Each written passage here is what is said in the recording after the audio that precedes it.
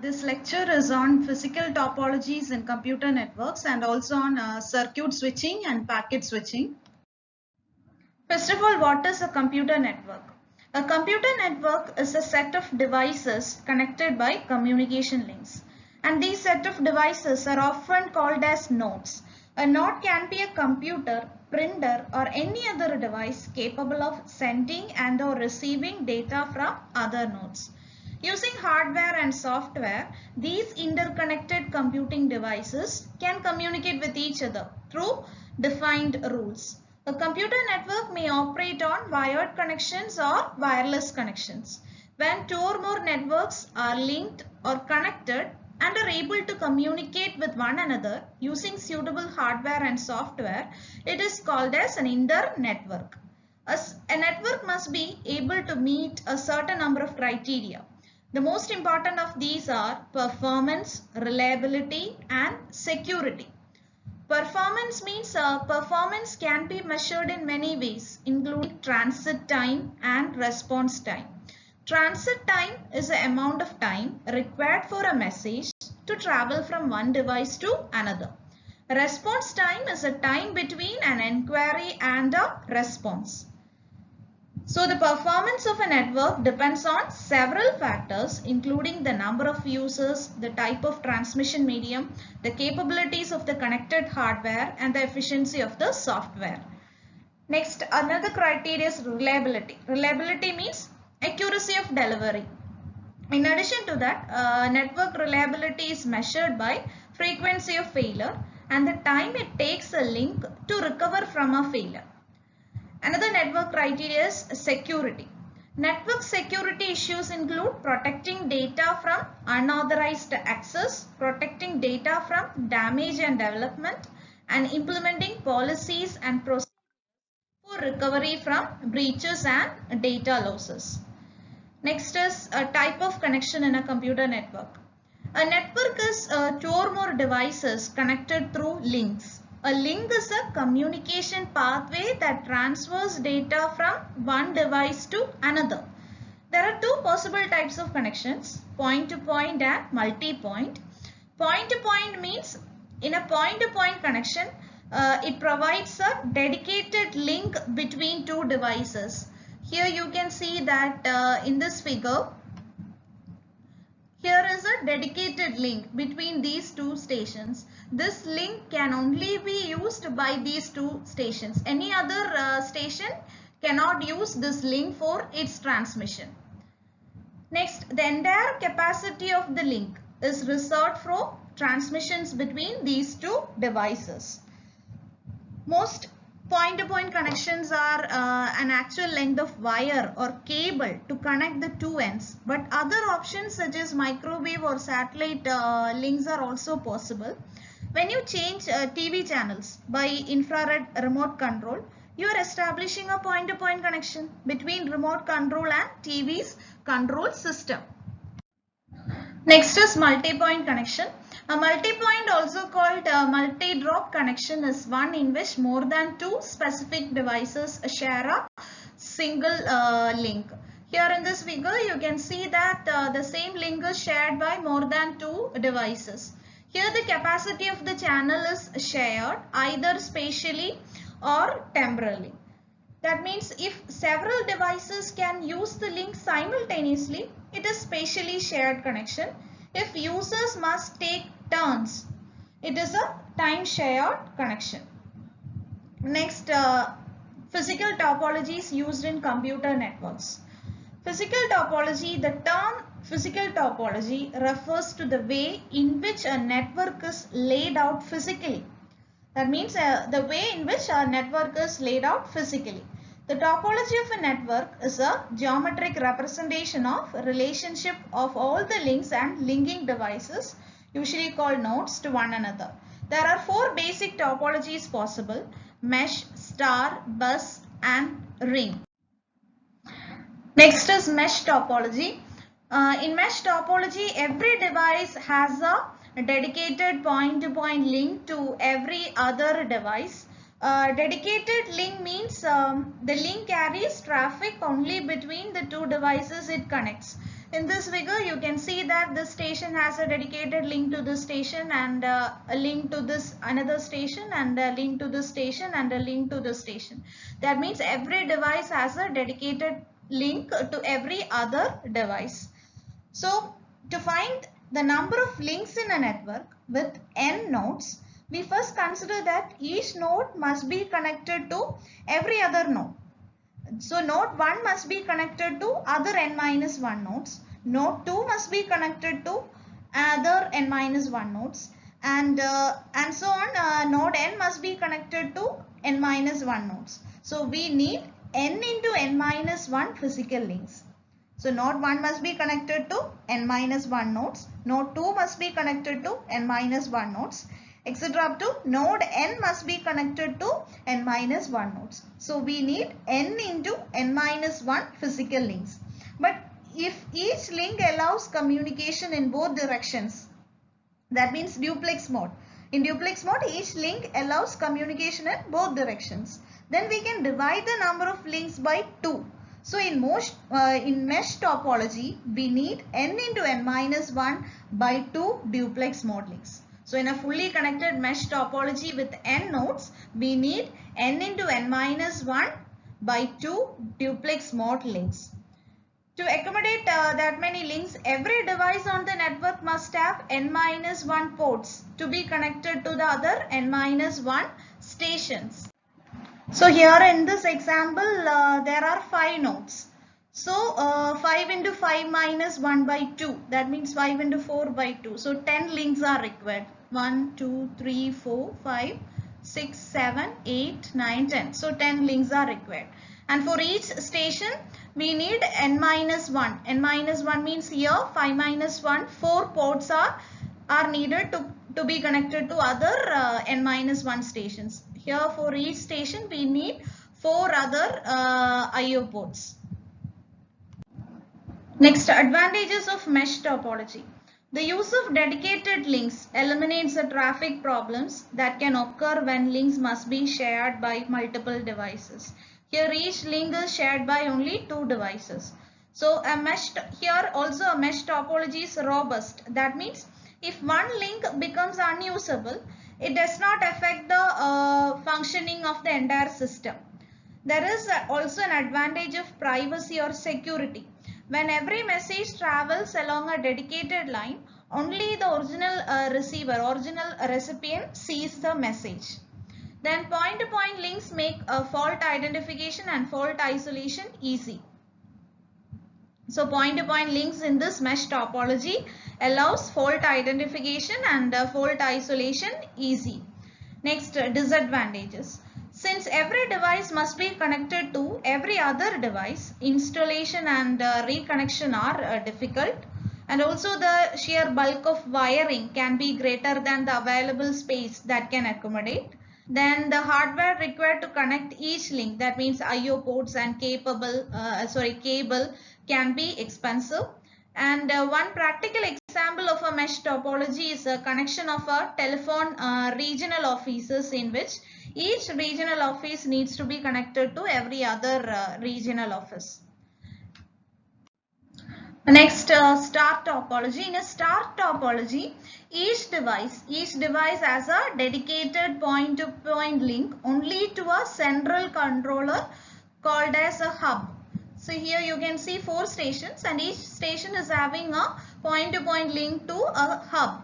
The devices are not directly linked to one another. It does not allow direct traffic between devices. Here the controller or the hub acts as an exchange. If one device wants to send data to another, it sends the data to the controller or hub, which then relays the data to the other connected device. Then the advantages of star topology. A star topology is less expensive than a mesh topology. In a star, each device needs only one link and one IO port to connect it to any number of others. This factor also makes it easy to install and reconfigure. Next advantage is far less cabling needs to be housed, and additions, moves, deletions involve only one connection between that device and the hub.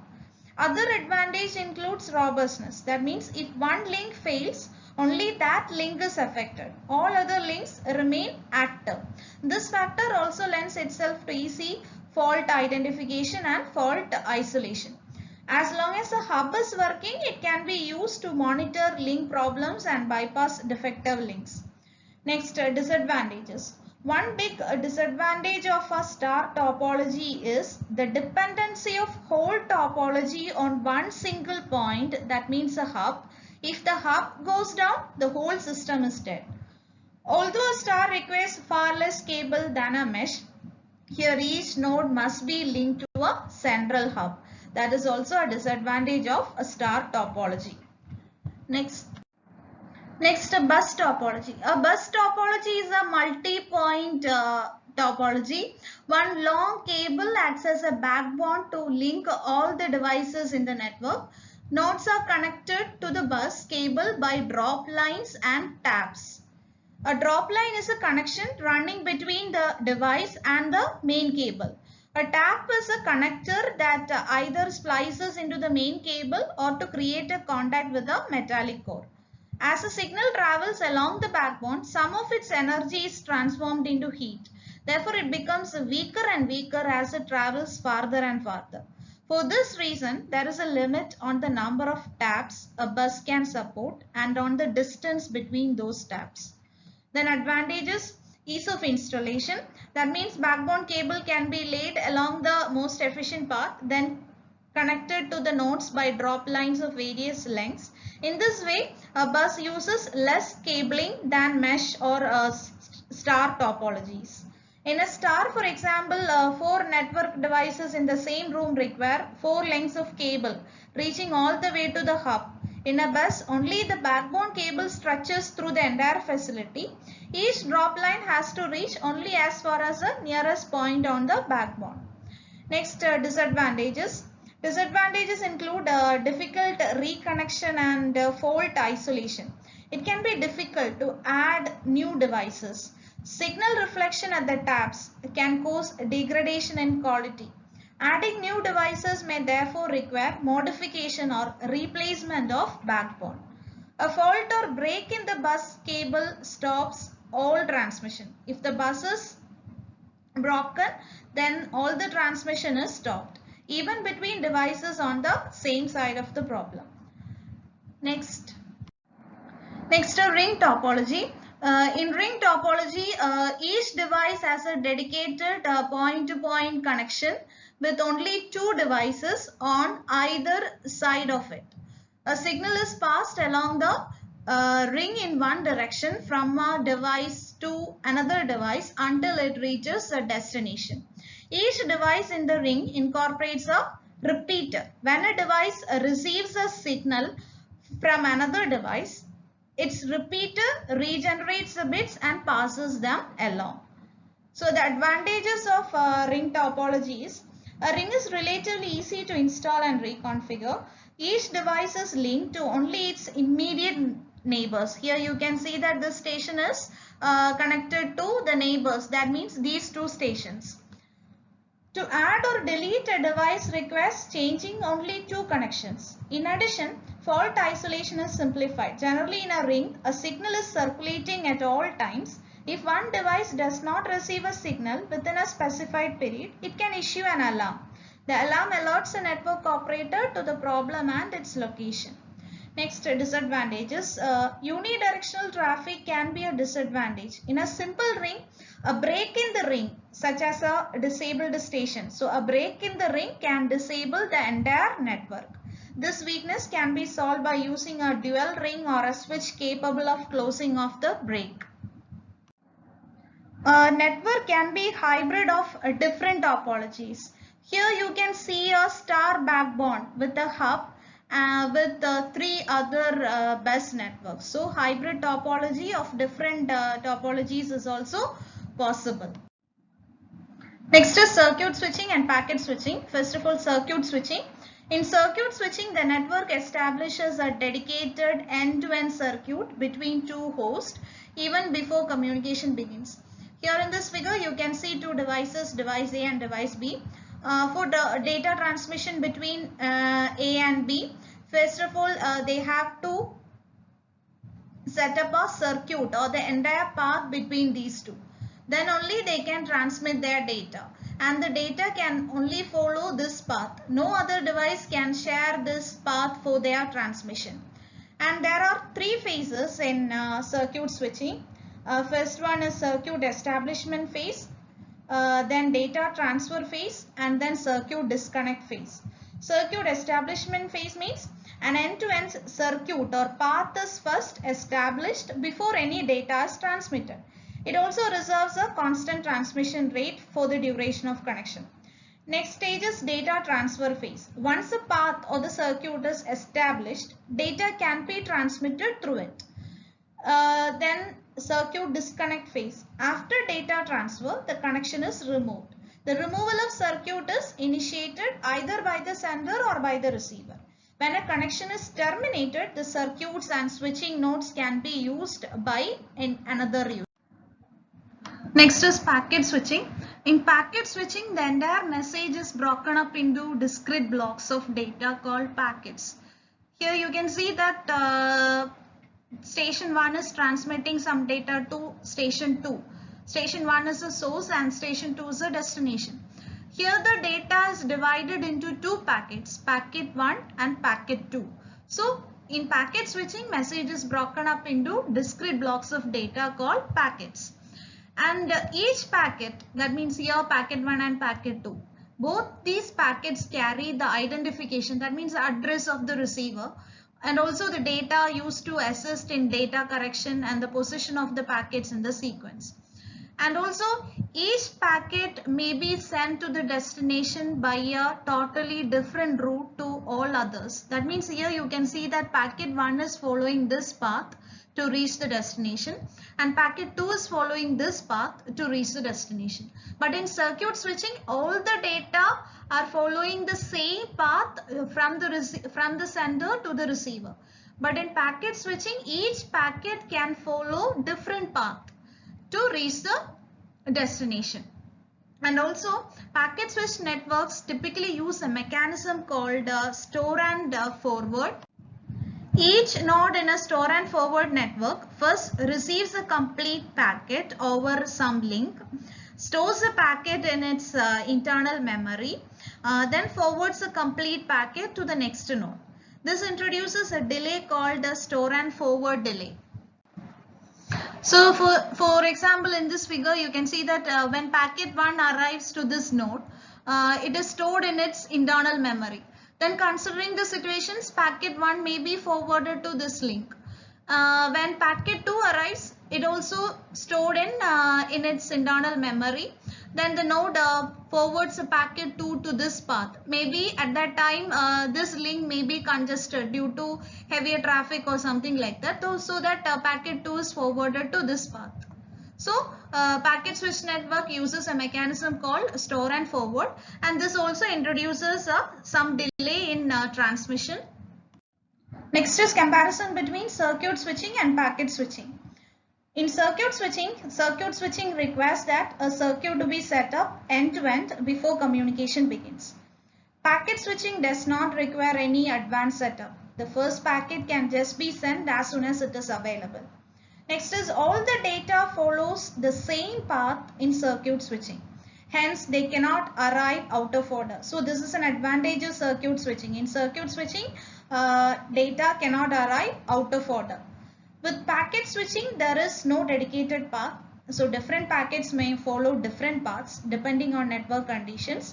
So, they may arrive out of order. This is a disadvantage of packet switching. That means packet 2 may arrive before packet 1. So reordering of packets is required in packet switching. And next is packet switching is more fault tolerant. That means in circuit switching, a complete path is set up for the entire transmission. If a switch goes down, if a switch in the network, if a switch in this path goes down, all the data transmitted through that circuit will be lost. So this is a disadvantage of circuit switching. But with packet switching, packets can be routed around dead switches. If one path is broken, then packets can follow any other path to reach the destination. Next is if a circuit has been reserved for a user and there is no traffic to send. In circuit switching, if a circuit has been reserved for a user but there is no traffic to send, the bandwidth of that circuit is wasted because that circuit cannot be used for any other transmission. It cannot be used for other traffic. So this is a disadvantage of circuit switching. So bandwidth wastage is a disadvantage of circuit switching. But packet switching does not waste bandwidth and this is more efficient because any path can be used for any other device's transmission. So packet switching uses store and forward transmission. A packet is accumulated in a router's memory, then sent to the next router. With circuit switching, the bits just flow through the wire continuously. The store and forward technique adds delay. So store and forward delay is a disadvantage of packet switching. The next circuit switching is completely transparent. The sender and receiver can use any bitrate, format or framing method they want to. With packet switching, the carrier determines the basic parameters. Telephone networks are examples of circuit switched networks. Internet routers use packet switching. In circuit switching, customers are charged based on time and distance. Like in telephone networks, customers are charged based on time and distance and independent of number of messages. In packet switching, customers are charged based on number of bytes or the packets and connect time and independent of distance. So in this lecture, we talked about types of connections, point-to-point and multi-point connections, different physical topologies in computer networks, mesh, star, bus and ring topologies, then circuit switching, packet switching and comparison between circuit switching and packet switching.